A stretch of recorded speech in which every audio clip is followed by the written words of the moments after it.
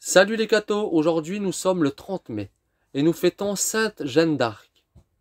Sainte Jeanne d'Arc montre une fois de plus et d'une manière particulièrement éclatante deux choses. Combien Dieu aime la France et comme il est vrai qu'il se plaît à choisir les plus faibles instruments pour l'accomplissement des plus grandes choses. Jeanne d'Arc naît à Domremy, dans la Lorraine actuelle, le 6 janvier 1412.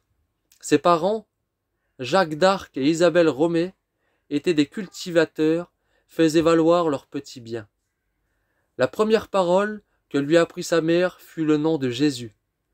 Toute sa science se résuma dans le pater, l'Ave, le credo, et les éléments essentiels de la religion.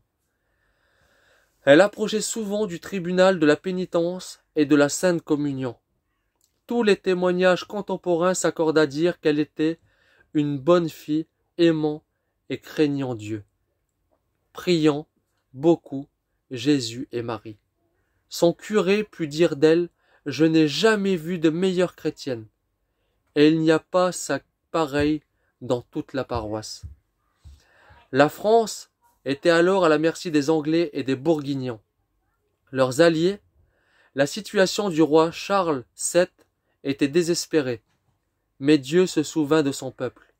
Et afin que l'on vît d'une manière évidente que le salut venait de lui seul, il se servit d'une humble fille des champs.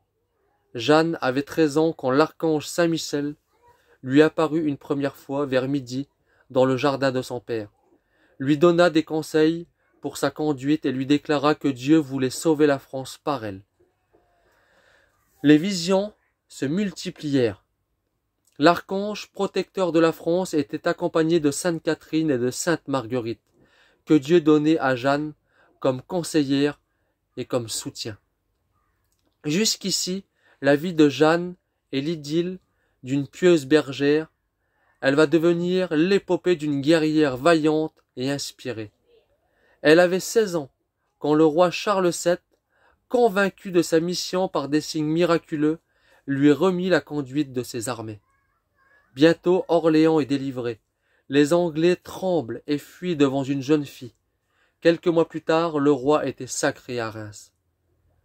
Dans les vues divines, la vie de Jeanne devait être couronnée par l'apothéose du martyre. Elle fut trahie à Compiègne, vendue aux Anglais et après un long emprisonnement où elle subit tous les outrages, condamnée et brûlée à Rouen le 30 mai 1431. Son âme s'échappa de son corps sous la forme d'une colombe, et son cœur ne fut pas touché par les flammes. L'Église a réhabilité sa mémoire et l'a élevée au rang des saintes. Jeanne d'Arc demeure la gloire de la France, sa protectrice puissante et bien-aimée. Elle a été déclarée sa patronne secondaire par un bref du pape Pie XI, le 2 mars 1922. Que Dieu vous bénisse, et à plus les cathos!